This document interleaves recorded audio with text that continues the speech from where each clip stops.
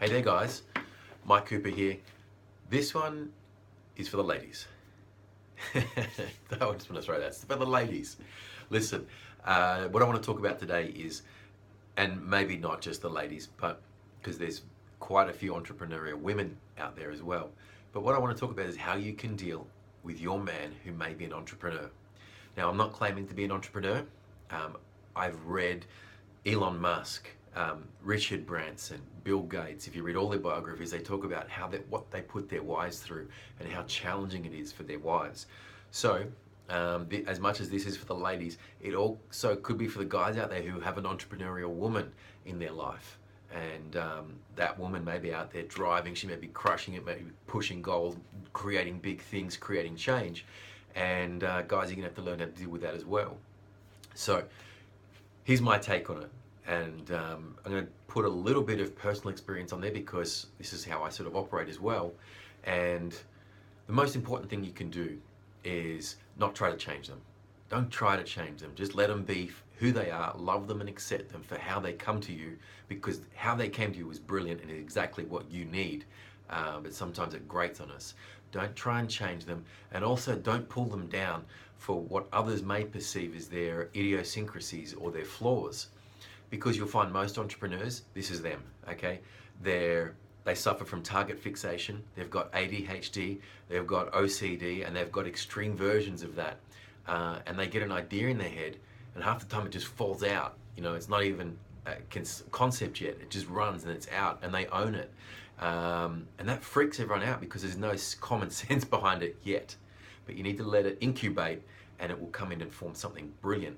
And half the time, if you just let them run, they'll talk themselves out of their own ideas. So don't change them, let them be. It's brilliant. You just got to sit back and watch it and learn to be patient. Don't try and change them. Don't put them down for it, okay? Because they get enough of that from the rest of the world. They get their naysayers, they get people raining on them, they get people coming down on them, and they don't need that at home. So guys, that's my key take home. And most importantly, be supportive, because there's something about this person that you absolutely fell in love with at the very first time that you met them, or eventually it grew on you maybe for some people. But there's something about them that's special, and there's something about them that you were attracted to. But most importantly, they selected you to be in their life, which means you're more important than any of the ideas that they come up. You're more important than any of the concepts or the grandiose ideas that they come up with. So just remember that you're crucial, and you can rest in that, knowing that you're safe and secure in that space there. And cut them a little bit of slack. But what I really want you to do is learn to use them. They have OCD, they have ADHD, and they have an abundance of energy. So if you could actually harness that and direct it towards the cleaning, or direct it towards the folding of the ironing or the cooking, these guys suffer from target fixation. Once you get them onto that task, they won't be able to stop. Okay, so use that to your advantage. Use it to your advantage.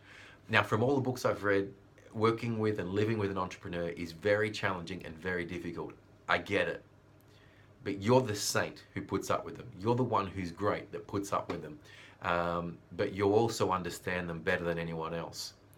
So I hope that's given you a little bit of an insight. I hope it's given you something to maybe push on and persevere with your husbands or your wives that are entrepreneurial. Guys, here's what I want you to do.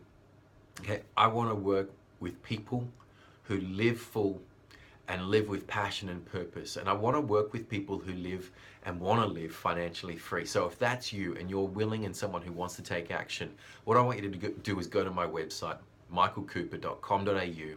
There's a connection page there. Send me an email or book an appointment to come and see me, and let me have a 15-minute chat with you and let you know how I can really help you. Look forward to talking to you guys. See you soon.